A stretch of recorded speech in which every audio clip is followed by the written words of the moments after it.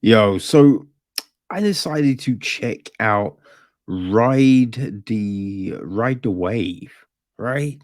It's a little indie film about surfing. Yeah, about surfing. So this is written and directed by Martyn Robertson. Um he produces with Louise Story, right? And yeah, it's about Ben Lang, right? So we follow Ben, his dad, um, Marty. I think his dad's Marty, right? And his mum's Iona. He's got two sisters. Believe one's Kate. I forget the name of the other. Yeah, forget the name. But anyway, so yeah, that's our crew, right? And we follow those. So this is the film, right? So this is what it says on the BFI website. If you're different, it ruffles people's feathers, right? That's from his dad. Martyn Robertson's documentary begins when Ben is a talented 12-year-old surfer who travels to compete in European and world championships. Back at home, his parents have taken him out of school due to his experiences of violent bullying. Despite the knocks, Ben is carving a fearless future with his board.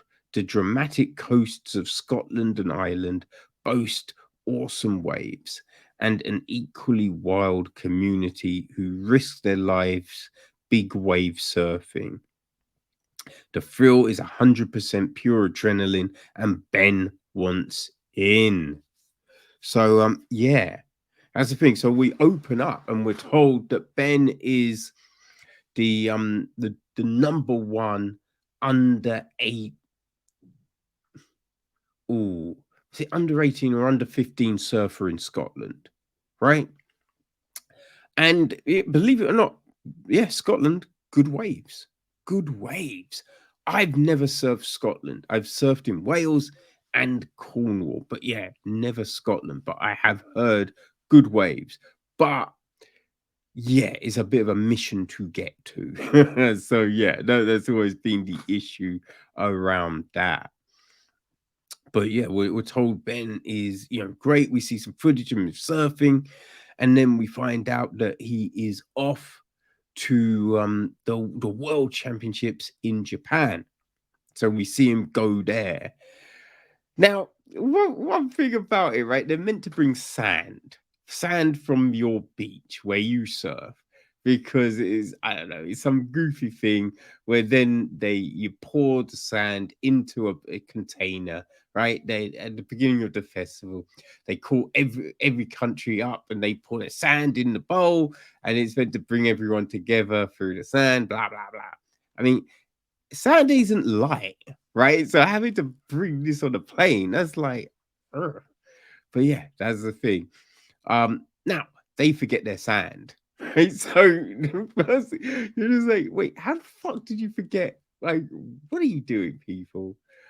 Right? But yeah, we see them at this World Championships, and I just thought the interesting thing was, well, there's a couple of things, right? Because now you hear Ben talk about it and his thoughts about competing and all of that, and it does sound very pragmatic for a young kid. You know, he's just like, well, I'm here just to do my thing. I don't think I can ever win it, but I'm just gonna try and see and blah blah blah. And you're like, all right, that's pragmatic, right? But then also, you kind of feel like, are you underselling yourself? Like, do you believe in yourself? And I think in this first competition, we see him, and you do wonder what's going on, right? Because I think he's not really listening properly, and all of this, and like there's a young girl who's with his dad on the beach, and she's you know giving his dad advice on what Ben should be doing and the mistakes he's making. And then there's certain things where, and she's just, because you have a window to do your stuff, and Ben like misses his window, and she's like, "Oh, doesn't he? Why isn't he looking at the what at the the screen which tells you all of this?" And he's like, "Yeah, he doesn't do that." And she's like, "Why doesn't he look at his own watch? You just set, you set the time, and you do it." He's like, "Oh, he doesn't have a watch." And she's like, "Wait, why doesn't he have a fucking watch?" Right? And so I think when we first see it, you are a bit miffed, right? You are a bit miffed at what is he actually doing? You know what I mean? Like, does he want to do this? Like, what's the real deal here? Because he was not prepared. Like, he doesn't go to Japan prepared, which is insane. I think his dad even says, like, you should be prepared. Like, what's going on? You don't seem focused. Because it's just like he's oh, I love competing and I love to do, but it's just like, why aren't you prepped then? You know? That's a weird thing. And there's a few different, there are weird things in here, right? Like they talk about, trying to find the money to be able to go and do all of these things, right? To go on to these different tournaments and all of this and other trips. But I mean, surfing isn't cheap. I mean, to go and hit the water, that's free. But a board, good surfboard costs money, man. A good surfboard costs money. And then you've got the wetsuits, right? Wetsuits aren't cheap. I bought my first wetsuit. I bought a secondhand wetsuit, right? Because I didn't have the money. And I think where I was going, you could rent the wetsuit and all of that, but it's just like every time you're renting, and it's just it's costing. So you think, all right, I'll buy one. The second one I bought was a brand new one, but first time out, right? But even it was a brand new suit, but it wasn't a high end one, right? There was ones that are better for certain water and all this, and will keep you drier, right? Then, he's wearing a hat. You got your hat, your gloves, your boots, all of this kind of stuff. Yeah, it's just all expensive.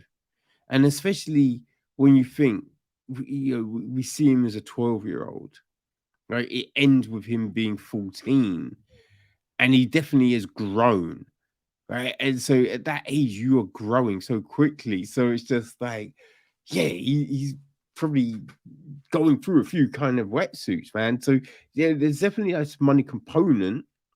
And if he's number one in Scotland of his age group, you do kind of think like you should get sponsorship.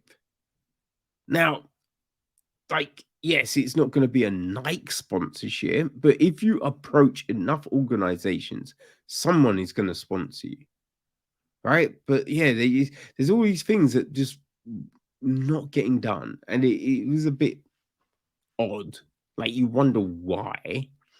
But this does show you this evolution, right? So he goes there, he then goes to Portugal for the European Championships. So we see him attempting to do his thing there.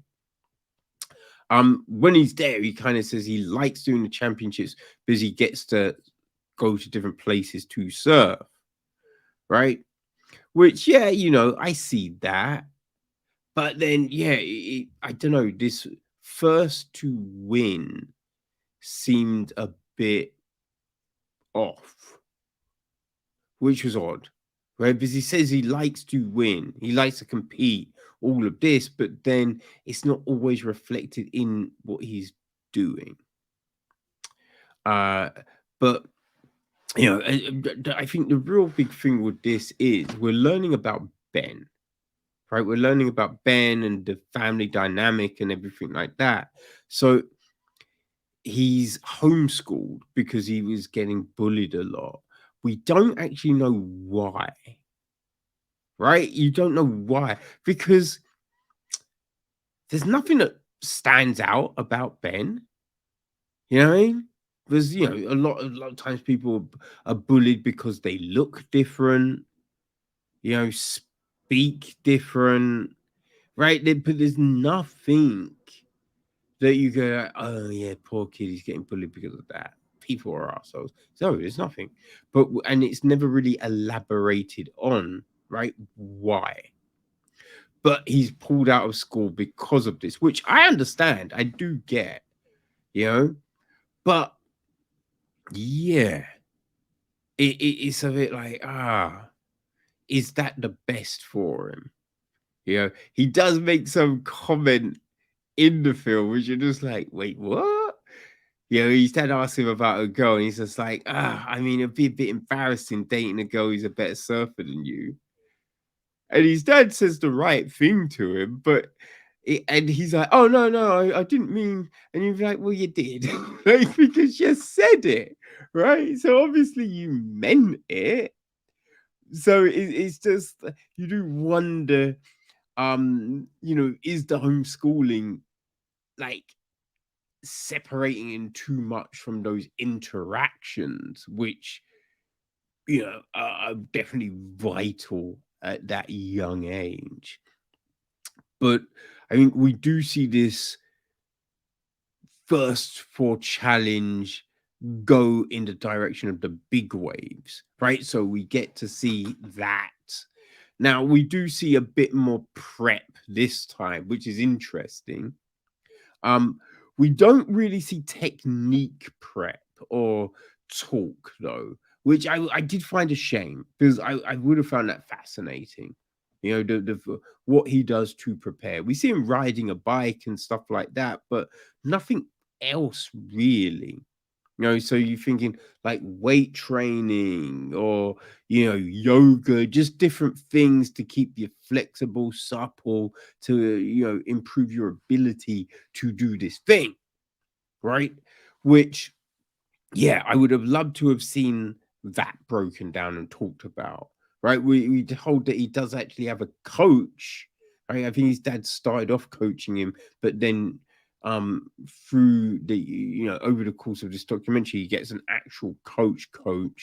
We don't actually meet the coach or hear from the coach, which, yeah, I again, it's a bit of a shame, right? I would have liked to have heard from him, find things out. But yeah, it's it is interesting, because I think we do see like these different looks here, right? We see these different looks. You see the love of the family, even these sisters, right? Trying to help him and all of this. So we see all of that. Um, and then this challenge, right? This challenge at the end, which you kind of figured was going to go the way it went, right? Even when you think, oh, it's not, like, you're like, okay, because yeah, I don't think it really would have got a mention if it didn't, right? If it didn't go a certain way, but it's interesting. I think, uh, if you surf, you will probably take more out of it than if you don't, right? Although I think it's interesting, I'm not sure if it gives enough information for a non-surfer to really embrace it. I think the human component of it, like most people will find interesting, but I really would have liked um a kind of a deeper dive into the technicalities of the surf. Because I know there's certain things that I was doing, right? The difficulties I had with surfing.